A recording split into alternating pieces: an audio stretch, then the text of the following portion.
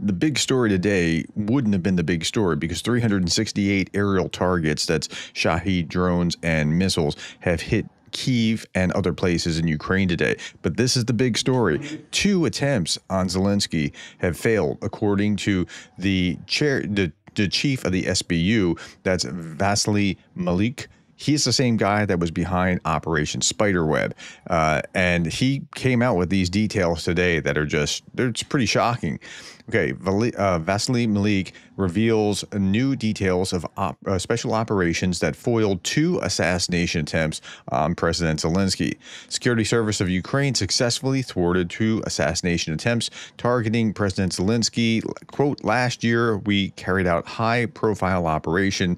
The SBU detained a colonel, the head of a department within the State Guard Service, along with another colonel.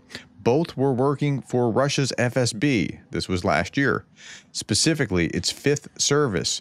Their plan was to assassinate President Zelensky during his movement within the territory of the office of the president. So while he was actually just moving around like he normally does within what's potentially or understood to be safe, Zelensky would have been targeted. We managed to infiltrate the group through deep agent and technical penetration. And in addition, plotting an attack on President Zelensky, the suspects were gathering and transmitting sensitive information to Russian intelligence. They also planned to target Chief of Military Intelligence Budanov and Malik himself. Speaking of attempts on the commander-in-chief's life, another case was also mentioned. I want to thank Poland's internal security agency. We jointly handled a critical investigation. Polish military pensioner recruited decades ago and still loyal to Soviet ideology had been reactivated by the enemy. How about that? The agent's mission was to assassinate President Zelensky and when he flew into Poland. Several methods were under consideration, including an FPV drone or a sniper system. And then you can see this in another article in Nexta. An assassination attempt on Zelensky was planned in Poland. The plot was being prepared right at the airport, according to Ukraine Security Service.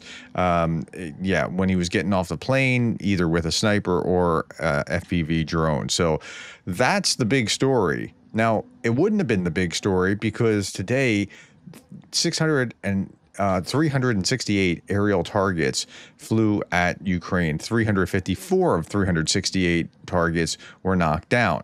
Now, that's great, but some things got through, right? 339 of 352 strike UAVs were shot down or knocked down through electronic warfare. 10 of 11 ballistic missiles, 5 of 5 cruise missiles shot down. But you can just see the damage here, right?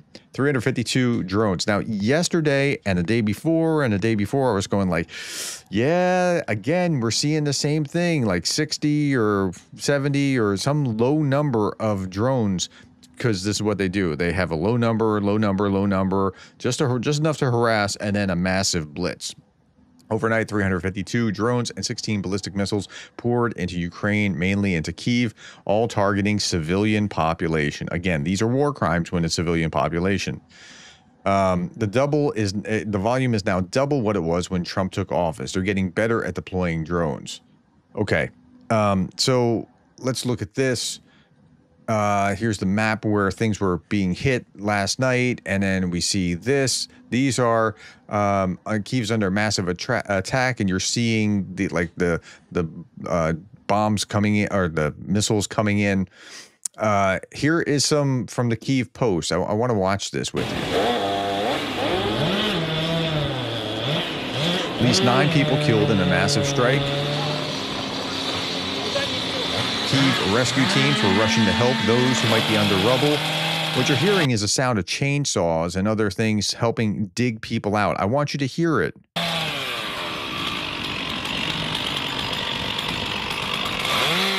At least 6 died in Kyiv, 1 nearby in Bila.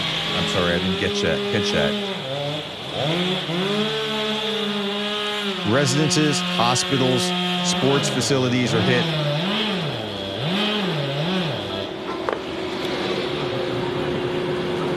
More than 300 Russian drones hit Ukraine overnight. Like, this is what they're going through day over day. Many Kyiv residents are currently sheltering in the metro because of the Russian attack. This was last night, and people are trying to get some rest and sleep. How awful is that? And here's another from this is Euromaidan Press as opposed to Radio Free Europe. Let's listen to what he has to say. There was another massive attack in Kyiv early this morning. This is the fourth big attack on Kyiv just in this month of June. As of this video, 7 people are confirmed dead. One of the 7 confirmed dead is this person being airlifted from the side of this residential building in the heart of Kyiv. There is presumed to be more casualties buried under the rubble. Our source is reporting that this residential building was hit with a North Korean ballistic missile. A North Korean ballistic missile. Yeah, great. So Ukraine's at war with 2 nations simultaneously, and the drones come from a third nation. This is, yeah. Kremlin regime has intensified its strikes on Ukraine.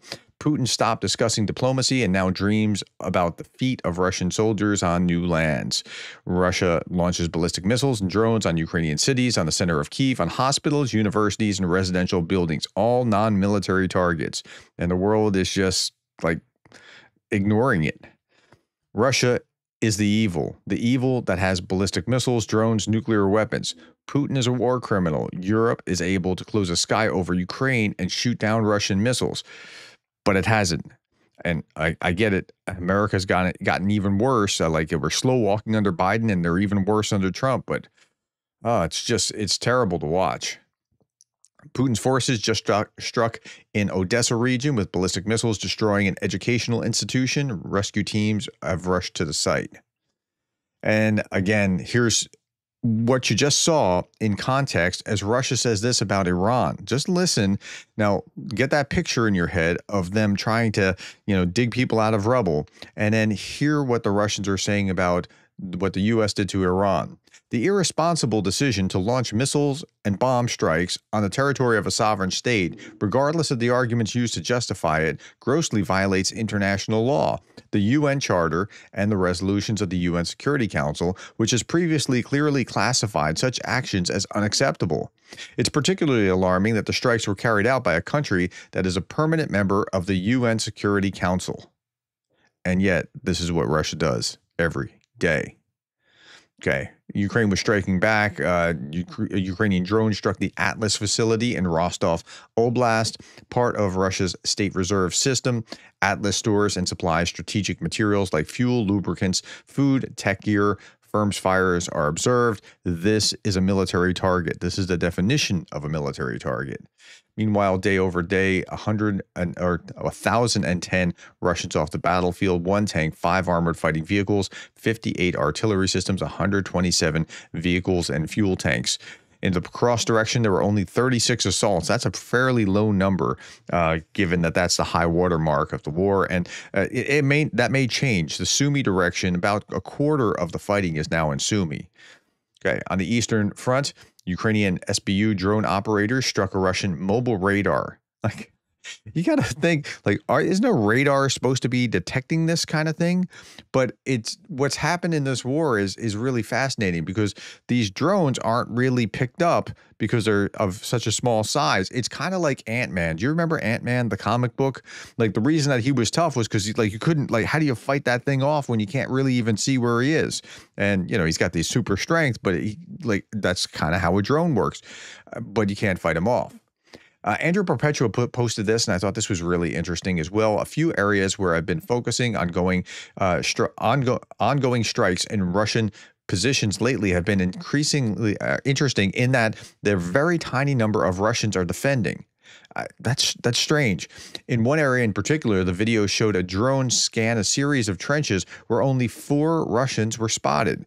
2 were killed, 2 were forced to flee. I wonder what's behind those Russians and whether it's similarly a skeleton crew on defense. Also, these Russians were quite far from Ukrainian positions, so they were not in some extremely advanced forward position. They seemed to be in a second or third line of defense, which are typically more heavily manned. So I don't know what's going on there, if they're just shifting people around or whatever. I just thought that was interesting.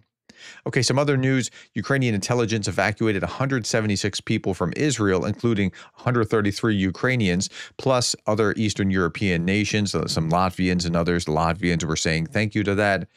I want to show this from Anna from Ukraine. Anna was saying this, and I thought, that's spot on. This is great analysis because if you look at what's happening with Iran or what happened years ago with North Korea getting nukes or what's happened in Syria or what's happened, and you just named the place, Russia's behind it. Listen to this. Hello guys, when all these years I kept repeating unpunished evil grows, what did you think? That I love proverbs as a linguist? No, as a Ukrainian, I know the way Russia fights its real and hybrid wars. And now, when so many seemingly clever people keep asking, how did Iran manage to develop its nuclear program? How did North Korea manage to start its nuclear program? Guys, Russia helped them. Yeah, isn't that profound? It was all Russia with North Korea, with Iran. It was like, she's absolutely right. Russia provided them with lots of the necessary things. And if you want to prevent other wars and conflicts from appearing, we need to target the epicenter of evil, the center of this axis of evil, and that is Russia. Ukraine is ready to do the job. Just do not ban us the things that work on the defeat and demilitarization of this evil empire. Trust me, unpunished evil growth. And it's not the Ukrainian defenders whom you can blame, but... Yeah, that's right. So unpunished evil grows. That's point one. That's profound. And you can't really blame the Ukrainian defenders. There was a lot of talk like, oh, the Americans, how could they do this and destabilize? It was the Iranians that were trying to get a nuke, right? Like that. Okay, same kind of principle at play. A little bit more. Russia for the start of the Third World War. I hope it is not too late. So let's remain united and keep implementing the only working peace plan to defeat and demilitarize Russia. Yep, that's right. She's spot on. Okay. While we're talking about defeating, and these are anti-Shahed drones. I don't know if you've seen these before. I don't know that I've shown these to you, but I think it's pretty awesome. These things will go up and seek out and destroy for pretty inexpensively, seek out and destroy the Iranian Shahed drones. Okay, Darth Putin, on this day on 2023, and I remember where I was at the time when I heard this, and I was like, what? Wait, what happened? On this day in 2023, the Wagner mutiny began. I found out that giving a psychopath his own private army of criminals was not a good idea. I remain master strategist. And then here again, on this day in 2023, Prigozhin said, we were lying about the reasons Russia invaded Ukraine. In unrelated news, he was killed soon thereafter. Oh, yeah. That's kind of what happened. All right, my friends, thank you for your time. Thank you for the likes, the shares, and the subscribes. And thank you for being the kind of person that cares about Ukraine.